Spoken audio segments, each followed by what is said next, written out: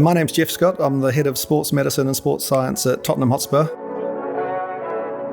My job ultimately is to oversee the medical team and the delivery of sports medicine to the first team players.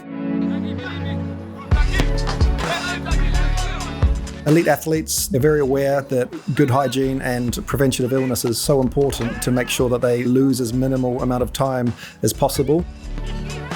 In terms of illness prevention, INEOS Hygienics have been a really kind of useful adjunct to bring in to change player behaviour.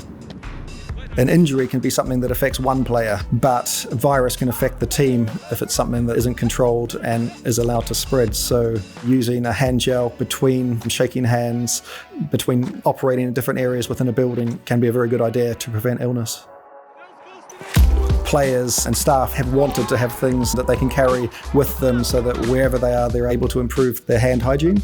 And so particularly the small gel bottles is something now it's commonplace for us to see our players with them in their wash bags or might have them in their pockets, particularly when we're travelling on aeroplanes, in buses. But it's definitely something that I think adds confidence to the players and the staff in this environment where they're generally surrounded by lots of people. So having INEOS Hygienics as part of our strategy has been incredibly important.